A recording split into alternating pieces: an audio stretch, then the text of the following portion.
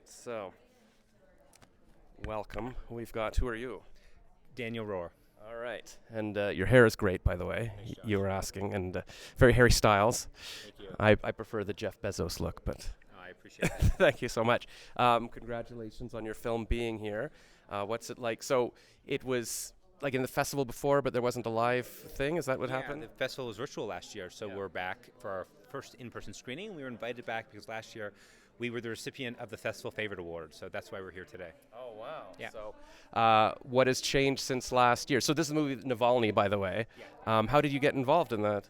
So Alexei Navalny is the foremost political prisoner in Russia. He's the leader of the Russian opposition, and he is currently the #1 anti-war advocate in the country. He is languishing in solitary confinement, a little prison cell about 2 by 3 meters, and this is specifically because of his anti-corruption activism and his anti-war activism. And so we are out here to share the story of Navalny, introduce the world, those who don't know, to his plight, his mission, and the extraordinary, you have to see it to believe it, true story of his assassination attempt, how he survived, investigated that assassination, and then went home to Russia.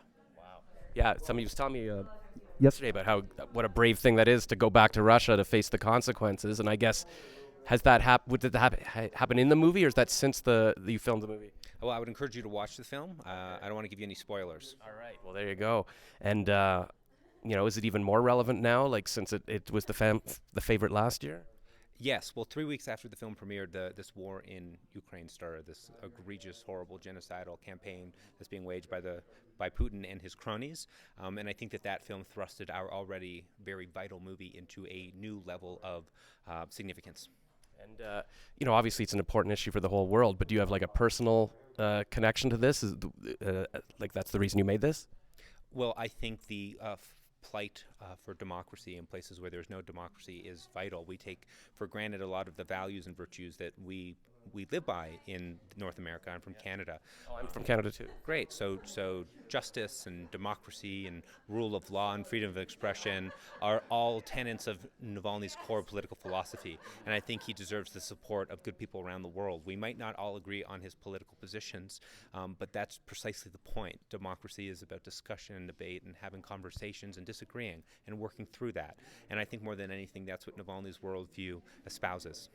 Okay, so what do you hope this film accomplishes? Obviously, to help him and to help the cause. Is there something particular that you want audiences to take away and to take action at? Well, I want everyone in the world to know who Navalny is. We have to keep his name in the global consciousness. Right now, he is in the custody and the care of the same regime that tried to murder him in August of 2020. And so I think my key responsibility is to remind the world that Navalny is still in prison, he is still locked up, and we need to all advocate for his release so a democratic Russia is possible in the future. It's my hope that this regime is relegated to the dustbins of history where it belongs, and Navalny can have a continued impact on the future of Russian history. Right. Is there anything in particular we should do? I guess message politicians, or is there a website or anything? You can donate to the Anti-Corruption Foundation. That's Navalny's organization. Okay. I think they have a website, anticorruptionfoundation.org.